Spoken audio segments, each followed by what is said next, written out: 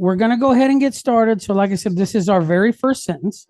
All right. So starting from the right, what letter do we have here? We have the letter mem, right? And it's pointed with sere, which means that since it's the beginning of a word, we're going to take the consonant sound, the M, all right? And then we're going to attach a quick E on the back of it, right? So meh, meh. Then we have the letter hey, and it's pointed with what mark? That's kubutz, right? So we know that that is a U sound. So we have a hey followed by u, hu. So we have mehu. Then we have this lamed here. And see, this lamed has a dagesh inside of it. Okay, so we need to ask ourselves, is lamed a beged kafat letter? No, it is not. So we definitely know we're just going to double it, right? So we'll take the first L and we put it on the end of this previous syllable right here. So this goes from being hu to hul, right? Then we pick up the second L sound, open up the syllable, and we're going to pick up the kamat and then the closing lamed. La, al, lal. So the word is mehulal. Mehulal. Okay? Mehulal. All right, so let's get started on our next word. We have aleph, which is what kind of letter? It's a silent letter, but it's pointed with segol, right? So what kind of vowel is that? Short E, right? So it's good. This is just going to take on the vowel sound. Eh. All right. Then what letter do we have here? That's a kuf, right? So that sounds like a Q with no U. But then it's also got a shva here. It's a silent shva because it's doing what? Following a short duration vowel point. So it closes the syllable, and we pronounce this how? Ek, like EK or EQ, okay? Ek. Then we have the letter resh, and it's pointed kamatz with aleph behind it. So the aleph is a silent letter, but it's just going to kind of carry on this A sound here. So we have r, a, ra. All right, so ekra. All right. Ekra. All right, so let me see. There we go. All right, so what about this word right here? We know that that's the Father's name, right? All right, so let me do this. 1, 2, 3.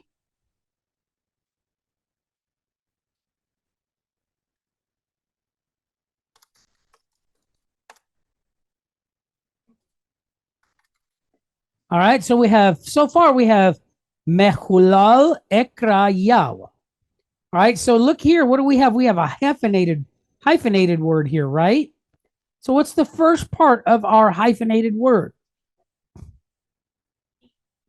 All right, so we have the letter wa, right? And it's pointed with shuruk. So that's going to give us an oo sound, right? Like O, oo. Then we have the letter mem, and it's pointed kirik with nun sofit behind it. So we have an M sound, a double E sound, and then an N sound. Mean. So the word is umin. Okay? Umin. Just like Elisheville. Mean.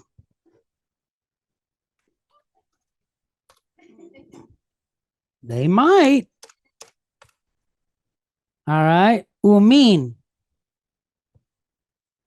So let's go to the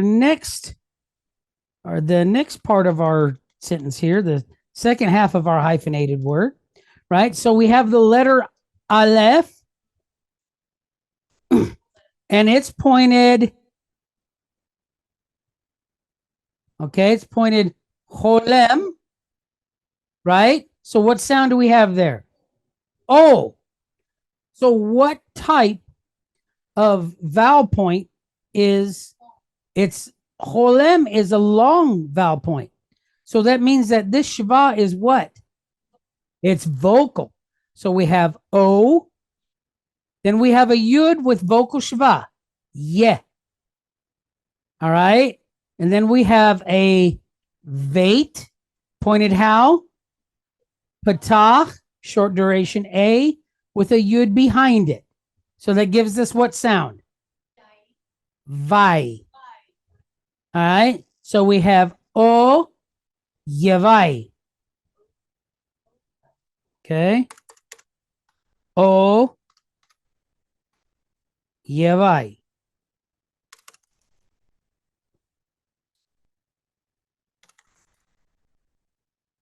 Okay.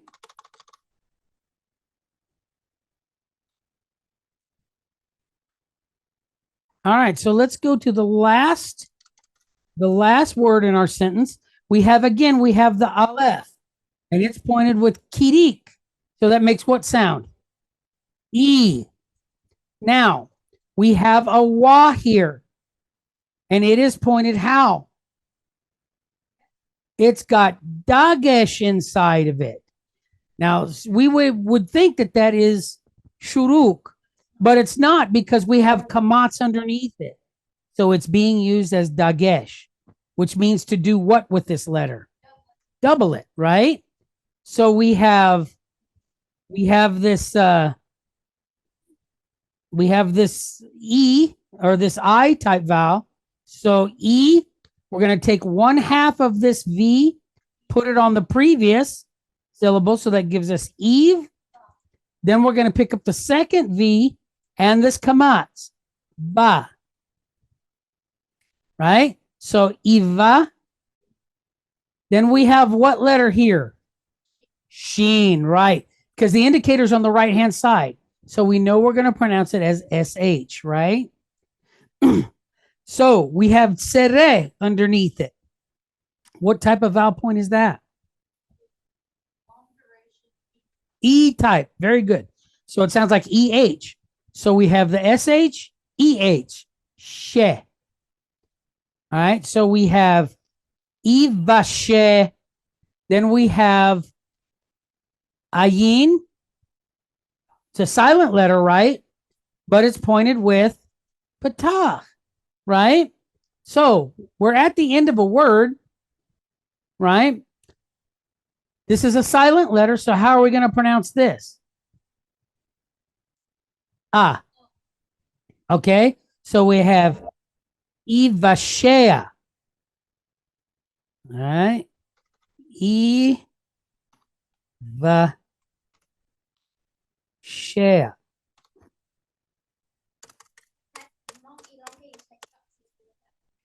It works okay. Like I said, it's just going to take some getting used to. That's all.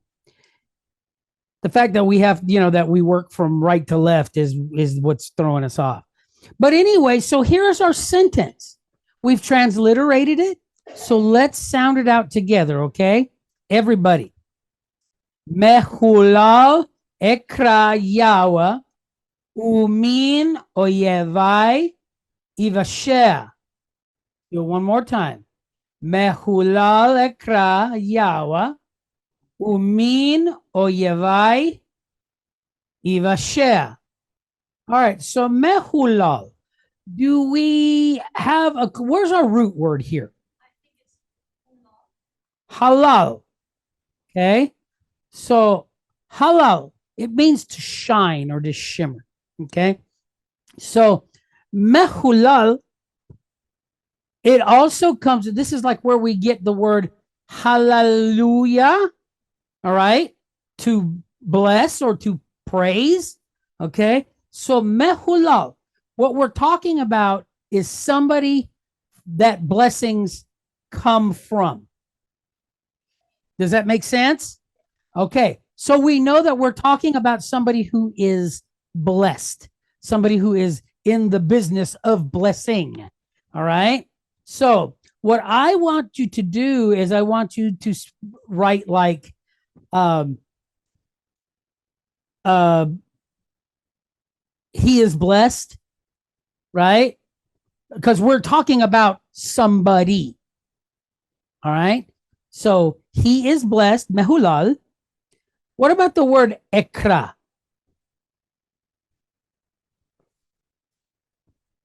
I'm not talking about those gross vegetables that you put in gumbo sometimes. Kara, that is your root word. Very good. The aleph is a prefix. I will. Okay. So we know that he is blessed. So I will do something. So what does the word kara mean? Kara means to call out or to call upon, right? He is blessed. So I will call on who? I will call on Yahweh because he is blessed. So I will call on Yahweh, right? He's the one who is blessed, right? What about umin? The wa at the beginning is a prefix that means and. So what about mean? What does the word mean mean? You see what I did there? What does it mean? All right. So mean, we can say from, right? See the mem right here? The mem is a prefix that means what? From. So mean.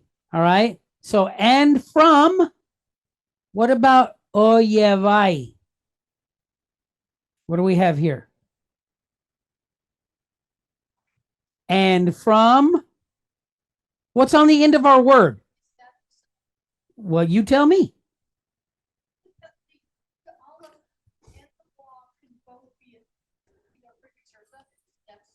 Well, the thing is, if I start out with and from, does it make much sense grammatically to say I will? No, it doesn't. So let's take a look at the end. If we took this yud as a suffix, what does it mean? My. So and from my something, that does make sense, doesn't it? So what is the word that we're looking for here? Oyev. Right? So what does the Hebrew word oyev mean? Y'all remember? I know. Look, I'm not trying to bust anybody's chops. It's been a few months since we've had a class, you know. All right. Oyev, an enemy. So oyevai, what does that mean? My enemy, enemy of me. All right. And from my enemy, all right. What about ivasheh? I will be. So there was a letter dropped here to make this word. The letter that was dropped was a yud. Okay. So, and I will be yasha, right? The root word yasha, to save or to rescue. So, uveasha or ivasha, I will be rescued or saved, right? So, what is our thing here? He is blessed, right? It says, I will call out to Yahweh, and from my enemy or enemy of me, I will be saved. All right. This is Psalm 18 and 33, which says, I will call upon, King James says, I will call upon Yahweh who is worthy to be praised. Okay. Mehulal, he is worthy to be praised. He is blessed. He is praised, right? So I will call upon Yahweh, and from my enemies I will be saved. All right. I will call upon Yahweh who is worthy to be praised. So shall I be saved from my enemies. So that's Psalm 18 and 33. This working out for everybody? This whiteboard thing?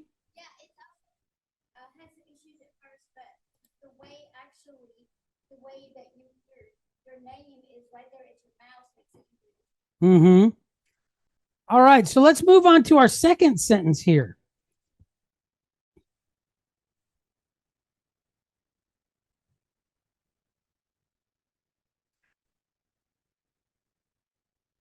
Or is it? Hold on for a second.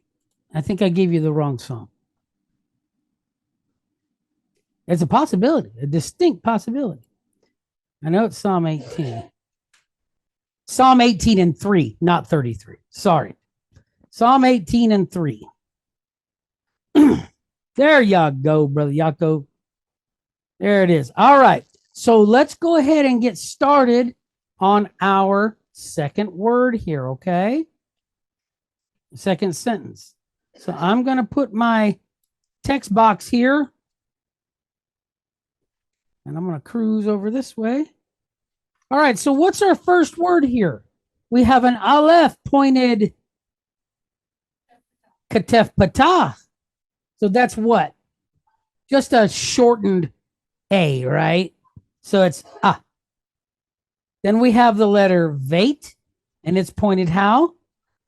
Kamatz. So that's a long A, right?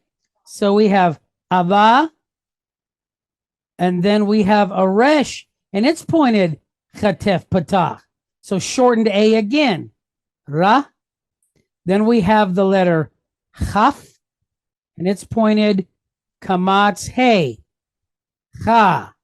All right. So we have abracha. All right. Abracha.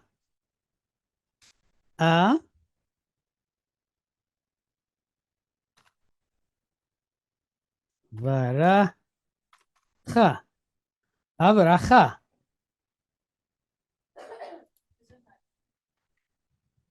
All right. So what about our next? We have a hyphenated word here. So what's this part of what's the front part? Et, right? That mysterious, unpronounceable, undefinable et. The incredible edible. All right. Et. And then what's the next word we have? Yahweh.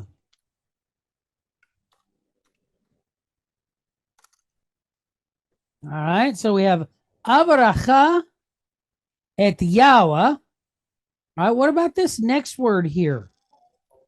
All right. So we have the letter bait, and it's pointed with vocal shva because we're at the beginning of a word. So we have a B sound and a quick E. Be. Then we have the kaf. We have a lamed behind it, but we have this thing that looks like a kamatz, but it is not kamatz. It is katef kametz. All right. Kametz ketuf is what it is, actually.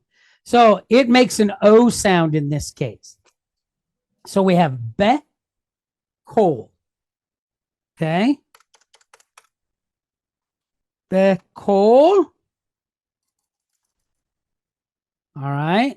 Then we have another. And then we have the word et again, right? But this is a different one. All right. This is ayin with a tav. And it's ere. So et. Hey, what I'm going to do, I'm going to put an EHT here. So that makes it a little bit, there's a little bit of difference between this one and this one. All right. So we have bekol et, right? And then what's our next word here? Tamid, right? We have a tav, pointed kamatz, ta. Then we have a mem, pointed kirik yod with dalet ma'id, mid. So ta mid. All right, so tamid. Now look at our next word here. All right. So what's our next word here? Yeah, it's that box there.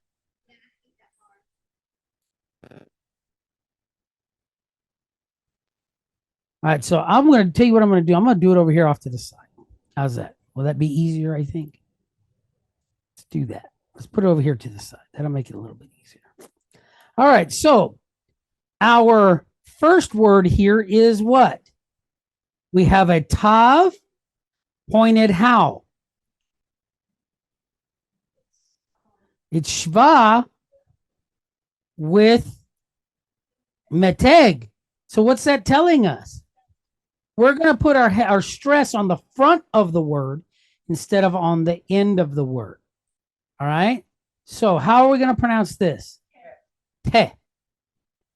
Then we have the letter hey, and it's pointed kirik, he. But then we have lamed, and it's got dagesh. So we're going to double it, right? So the first L goes where? The end of the previous syllable. So instead of he, this is heel, just like on your foot, your heel, right? So we have tehil. Then we have another L and kamatz, la. Then we have a tav pointed holamwa, po. That's on your foot too. So we have tehilato, right?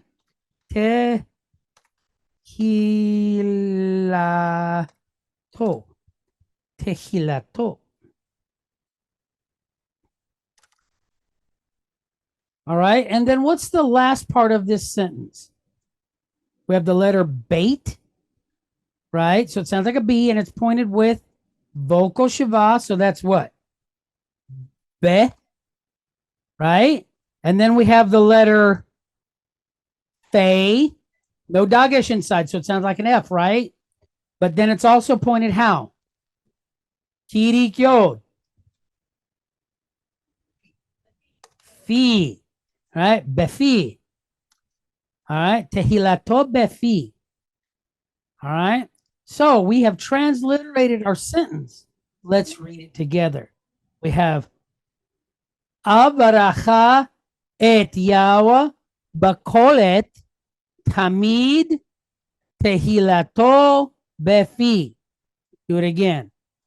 Avaracha et Yahweh bakol et tamid tehilato befi. All right. So Avaracha. What does that mean? Okay, so the aleph at the beginning is a prefix meaning I will. So that leaves us with baracha, which means what? To bless. So abaracha, I will bless. All right, I will bless. All right, and then we have et Yahweh. So we know that the et, when we have the aleph and the tav, who are we talking about? All right, so on two places we're using these two letters are pulling double duty here. All right, so the et in this case, the aleph and the tav, it's talking about the first and the last, the beginning and the end, which we know is Yahushua. It also points directly at whatever follows it, right? So this is like Yahushua pointing the way to who? To Yahweh, which is what he did in real life, right? He pointed the way to the Father. He pointed us back in the right direction, right? So this says, I will bless Yahweh. And this et is telling us it's him, nobody else. He said, I will not share my glory with another, right? So we know that we're talking about the Yahweh, not just any Elohim. We're talking about Yahweh. Okay. So I will bless Yahweh. What about bekol et? Bekol. So be in kol, all. What about et? What about this et? It's different than this one. So we have this second et. What does that mean?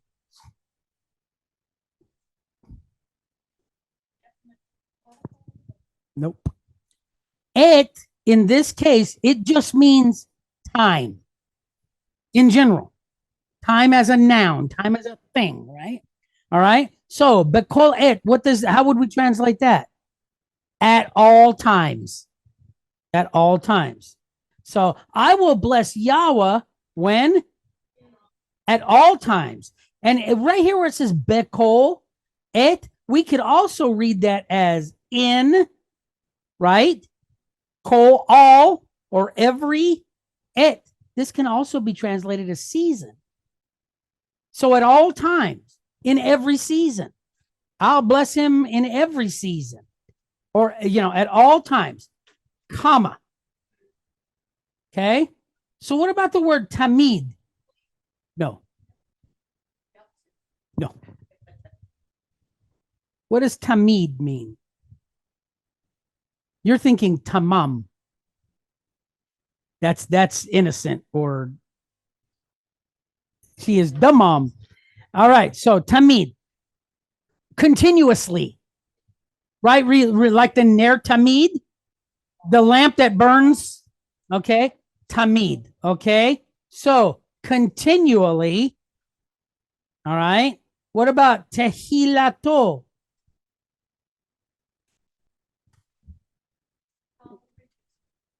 No. What about the suffix here? Oh, his, him, right? So that gives us what? Tehilat, tehilot, praises, right? So tehilato, his praises, or my praising of him, right? The praises that belong to him. Then we have befi, in my mouth, right? Fe, mouth, my, in mouth of mine. Befi, in my mouth, okay? So, Avracha et Yahweh b'chol et, tamid tehilato befi. All right? I will bless Yahweh at all times, or in every season, right? Continually, his praises will be in my mouth. All right. That's Psalm 34:1. King James translates it as, I will bless Yahweh at all times. His praise shall continually be in my mouth. So see, no real big difference there. Okay. So again, Psalm 34:1.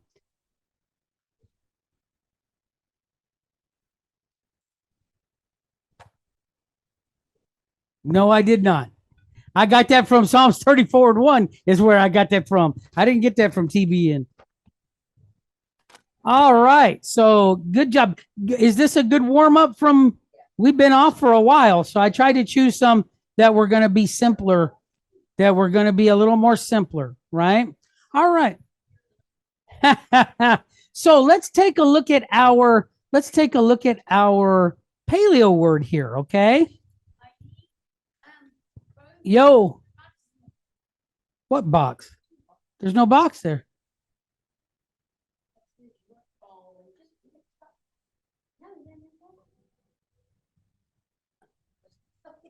Is that better if I move it down one space?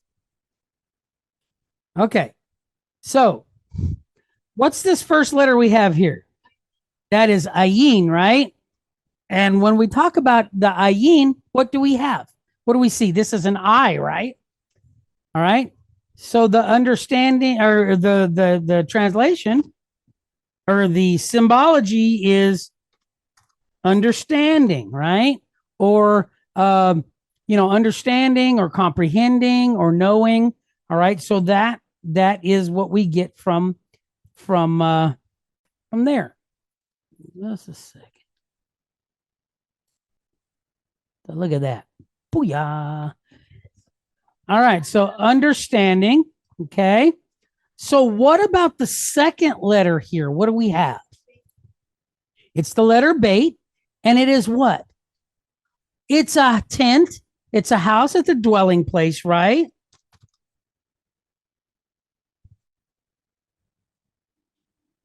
So for those of you who don't understand what I'm doing, the paleo letters have kind of like personalities and definitions attached to them. So sometimes when we do this, it helps us to understand the meaning or maybe the spirit behind the word. And sometimes it shows us a little deeper understanding, a little deeper, what the Abba would have us to know, right? I really like this being able to turn and rotate stuff. That's pretty cool. All right. So what about this last letter? What's this last letter? All right. It's Dalet. And Dalet is what? It's a door, a path, a way, right? A means of going in or going out.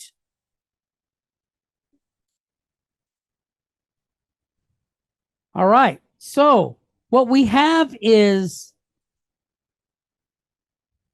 let me put these letters up here.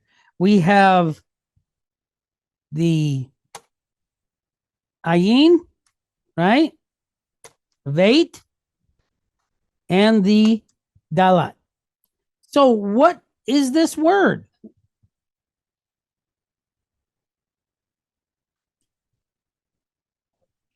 Avad. Avad, right? Avad, which is where we get the word Eved, which means what? A servant.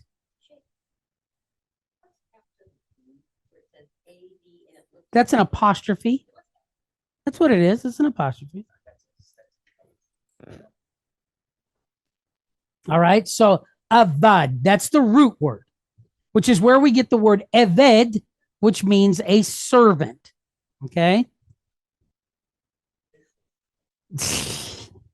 All right. So here's the thing. We're talking about servants, and what was Abraham? He was definitely a servant, right? He was a servant of Yahweh, right? Exactly, sis. Yahweh called Abraham a friend, right? So one thing about Abraham, he may not have understood what was going on or understood what he was being told to do, but he never failed to do what he was told, right? Okay. He always did what he was told. And the scriptures tell us, it talks about a person, talks about a profitable servant. Now, profitable servant is what? Who are they? What did they do? What don't they do? All right. The profitable servant never goes against the wishes of their master, right? You have a master, you have a servant. All right. Doesn't, the servant and the master are not on the same level. That's one thing that the church needs to understand. The church thinks that they can command the Ruach. They think that they can command the Son. They think that they command the Father, but they cannot do that because we are the servant, right? So it's not our place to try to usurp his position or try to set ourselves above him. All right. So no profitable servant goes against the wishes of their master.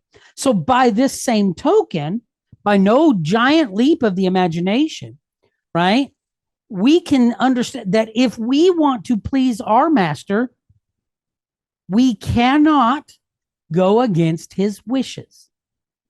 He said, if you love me, how do we show we love him? If you love me, keep my commandments. Don't rewrite them. Don't try to find a loophole. Don't, well, that's part of the loophole in things, okay? That's part of the rewriting them. Don't rewrite my commandments. Don't try to take them and make them your own. Don't put your own spin on them. You know what I'm saying? These are my commandments. What I say, I mean. If you want to be my servant, you got to do these things, right? Pretty simple. So his desire for us is to follow his commandments and overcome those things that, like it says, that so easily beset us, right? Because we get distracted, don't we? And we get off track easy, don't we? It happens, right? But because that happens, it doesn't mean that we're thrown out with the garbage, right? That's where Yahushua's blood takes over, because we fail. When we repent and we get all of that under the blood, when the Father looks at us, he sees the blood of his son, and therefore he sees nothing wrong. All right. So we have to learn, like I said, his desire for us is to follow his commandments. That way we show him that we love him, and also to overcome the things that are in our way. Could be people, could be places, could be things, could be habits, could be attitudes, could just be ourselves. Sometimes we just got to get past, we got to get over ourselves, don't we? All right.